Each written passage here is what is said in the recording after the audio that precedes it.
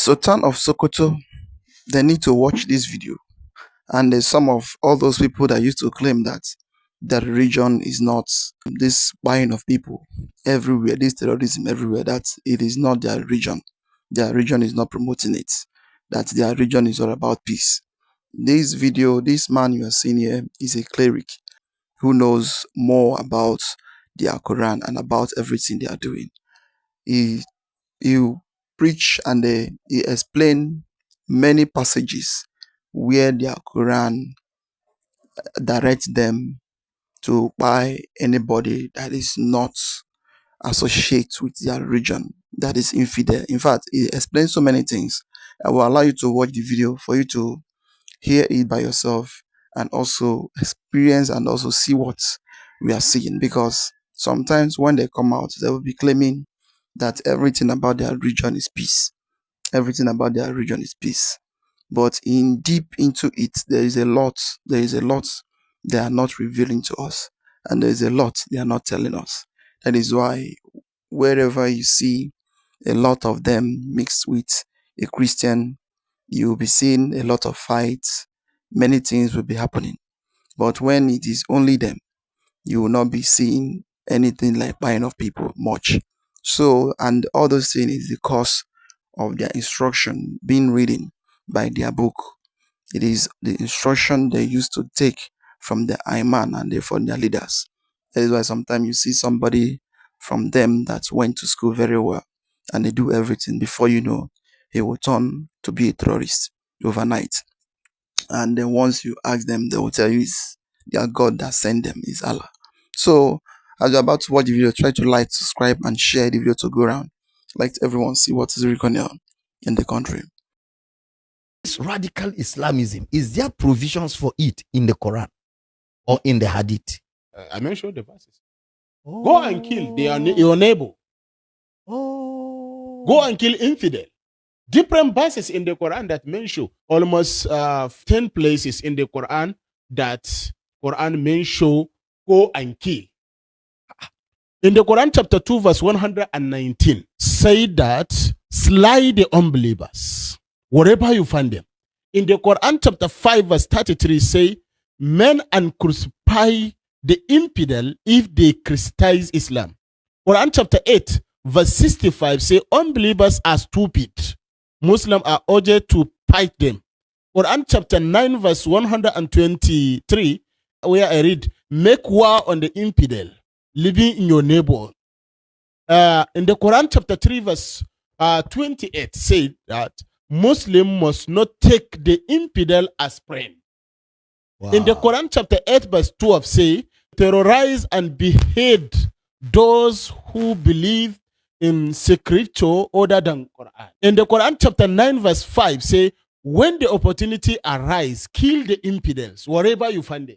In the Quran chapter 22 verse 19 say punish the unbeliever with garments of fire, hot iron rods, boiling water melts their skin and bellies. So different places, even in the Quran chapter 3 verse 85 say that any religion other than Islam is not accepted. In the Quran chapter 8 verse 60 say Muslim must muster all weapons to terrorize the infidel. In the Quran chapter 9 verse 30 say the Jews and the Christian are afraid to fight them. In the Quran chapter 47 verse 4 say do not seek peace with the infidel. Behead them when you catch them. This is Quran. This is not even Hadith. This is not Hadith. This is Quran. When you go to the Hadith, say that even when you are walking around, a Christian or Jew is come across, don't give him away. Just push him and go. This is what Hadith says.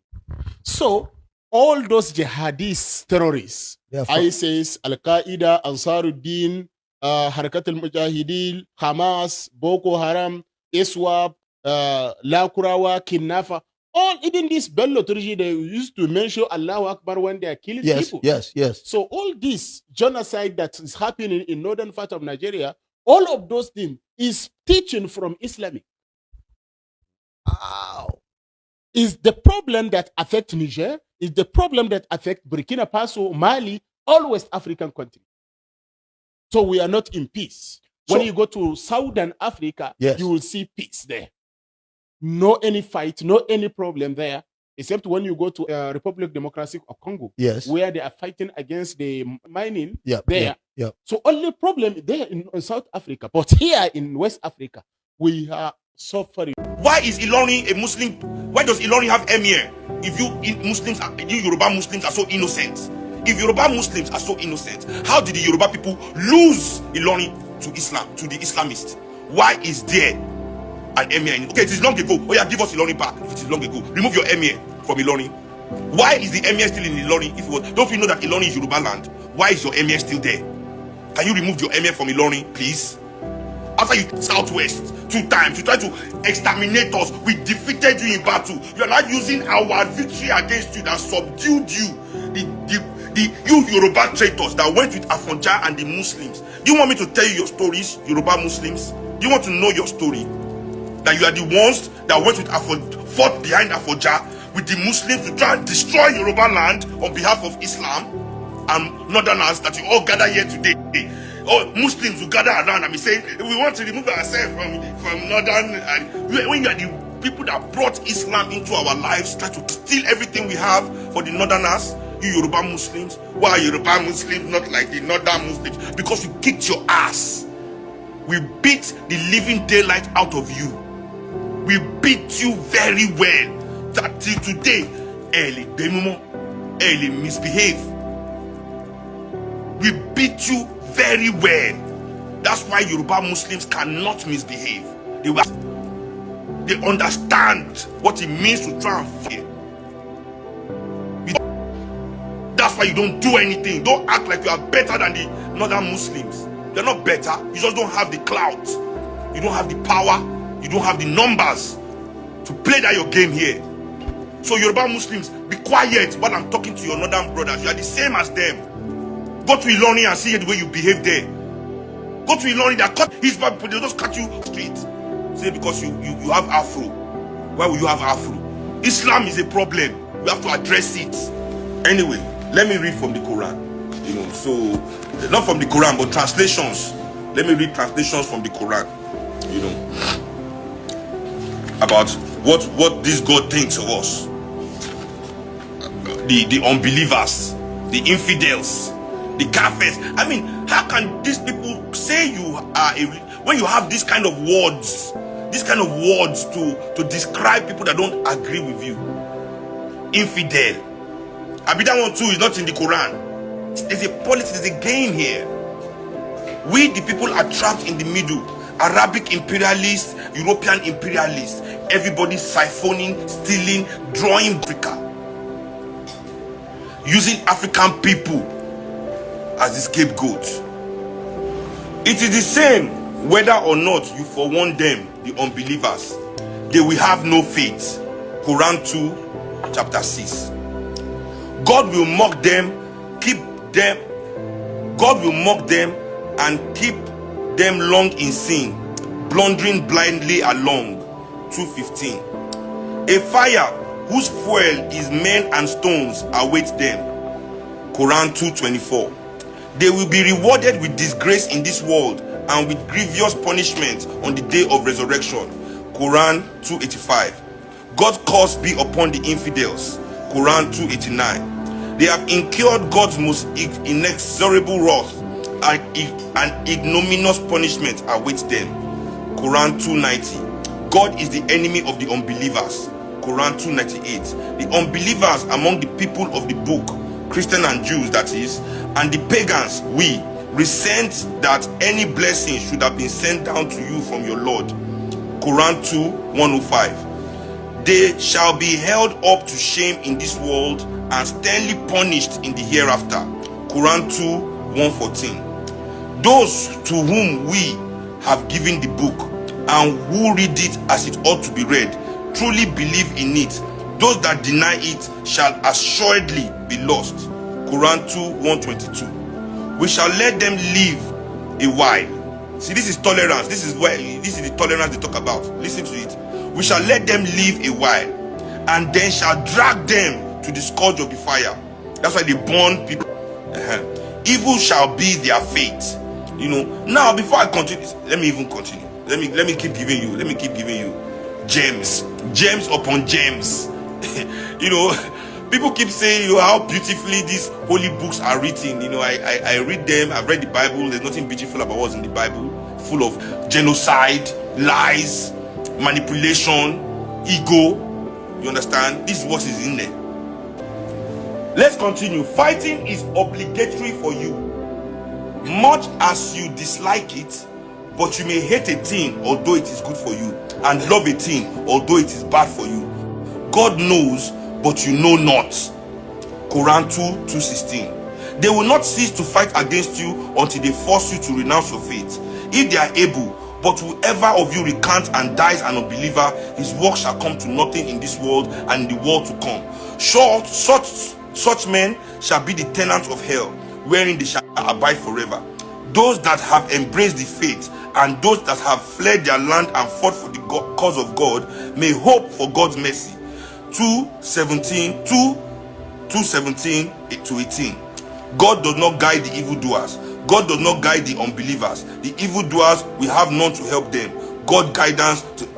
So when you fight everywhere, fight, yet you are religion of peace. As I said, the only way there can be peace where the religious Islamists and even the Christians are is if everybody believe in their faith. If you think I am lying, go and be an Ifa worshipper in a company where the MD goes to Redeem Church. Go and look at a company where the MD is in Redeem. All the people there that will be doing well will be in Redeem Church. It is the same. It is just that the political clout that gave the Christians the power to bomb people just like these Muslims has been removed. You just don't have the political clout, not because you don't want to do it. How many women go to market in this Lagos just because they wear miniskirts in Lagos? Miniskirts in 2020, they will beat them up in the market. Why are they beating them? Religious morality. The Fulanis, they always had intention of conquering all the Yoruba land. And without Balogun, they would have been ruling us the way they did in northern part of Nigeria. The Hausas were conquered. So when we now talk of Hausa Fulani, there's nothing like that. But because they were conquered by the Fulanis at that time, that's why the Fulani is now the Hema. Most of the places now you have Hema of Kano, you have Hema of Sokoto. They are Fulanis. They are Fulanis. They are not the original owner of the land. They try it in Yoruba land, but our forefathers, Balogun, suppressed the insurrection of the Fulani at the Battle of Osogbo in 1840. But they captured the Yoruba land. Yes, they captured it through deception. You see, they betray Afanja. Afanja trusted them because they projected themselves with their religion, and he allowed them. He accommodated these people. He accommodated them because he thought, well, maybe they will bring peace to the land, but they had a ulterior motive. So through his trust in the people of the Fulani extracts, they betrayed him and they took Ilorin from the Yorubas. Did Afonja betray Yoruba land? It may appear so. It may appear so, actually, because of what transpired between Alaafin Oyo and I want you people to listen to this video. When Nnamdi Kanu was sending strong warning to the Yorubas about this Fulani agenda, many Yorubas turned against him. They say he doesn't know what he's saying. But eminent Yoruba now have now started coming out. You can listen to that man you just listened to. He's a Yoruba man to the core. He talks about how Afojans resisted Fulani, that made Fulani not to conquer the Southwest, their forefathers. He talks about how they betrayed, the other man betrayed that make them to conquer Ilorin. Right now, listen to that message of Mazi Nnamdi Kanu, where he warned the Yorubas that they should not be carried away because of just the oil that will not last. They should safeguard their heritage. that Fulani Fulani have determined to conquer Nigeria. Watch the video. Please, as you watch this video, make sure you share this video to all your group. Share this video to all your contacts. That the earlier everybody stand up and do the needful, else these people will rise up and conquer Nigeria. The worst part of it is that they are not even Nigerian. They are not. I keep saying it. Most of them you are seeing today, they are coming from different African countries to come and sojourn in Nigeria. And that's why when you see they did a lot of, if they do so many things today, they will tell you, oh, they are not Nigeria Fulani. But they speak the same Fulani with them. But their people refuse to consult them, to call them to order. That in all of these things they are doing is bad. Please, I'm coming back. Listen to Mazen Amdekano message. I'm coming back to throw more light on this issue. Fulani are now saying that Yoruba forest is now their irreversible homes. They have now occupied Yoruba land in perpetuity. And I want to let my Yoruba friends understand this. You see, in life, anytime you support evil, evil will come back to haunt you. All of you never knew that IPOB and this Biafra movement was for your liberation. Some of you saw maybe the oil and gas from Biafra land. If they go now, we'll have access to oil and gas. In the process of having your eyes fixated on oil and gas, your forest is gone. Do you understand it? There is nothing more precious in life than freedom. Freedom is very important. And I need you to understand this very morning. Every Yoruba person supporting Fulani, you are setting up yourself to become like the Hausa people. Remember when Hausa was supporting Fulani? We are Hausa Fulani, we are Hausa Fulani. Where are the Hausa people today? I ask you. Where are those Hausa people today? Do you see them anymore? They're saying we are Hausa Fulani, we are Hausa Fulani. Do you see them again today? Do you see them? I'm asking you. No, because Fulani have completely overwhelmed them.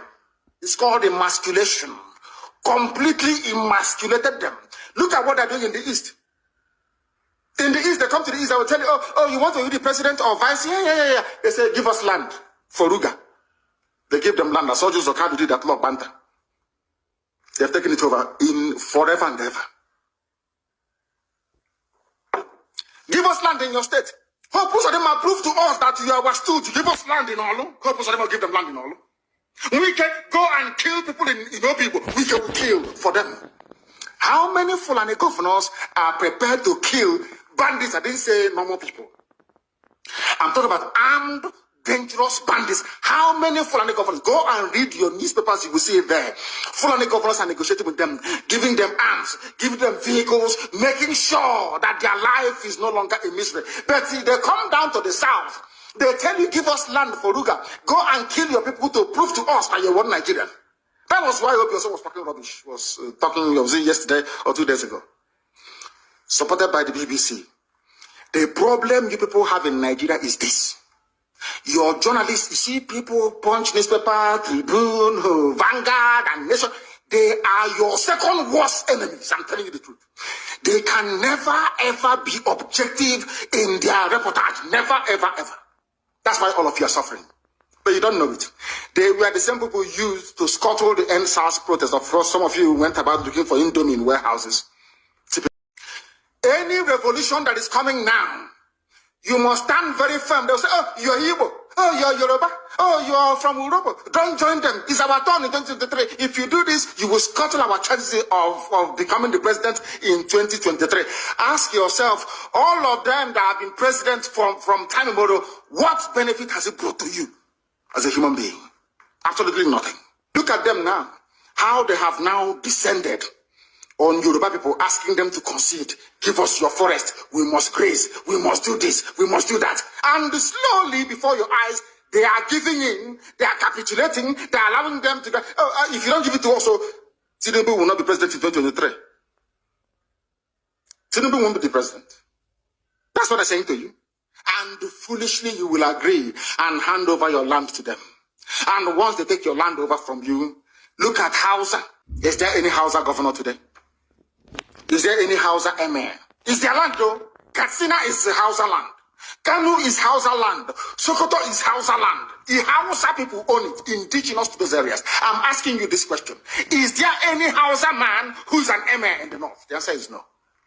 Something's going to happen to you. Because of what transpired between Alaafin Oyo and Afaja, there was an issue between Alaafin of Oyo and Afaja himself. That can appear to, because Afaja declared independence from the Yorubas, trusting in the Fulanis when he declared independence from Alaafin, and that could amount to betrayal. He paid with his life for that betrayal. He trusted Halimi. He trusted Halimi. Totally. Halimi put himself in the service. He became a priest to Afaja Halimi himself. So Afaja did not make use of his own army anymore.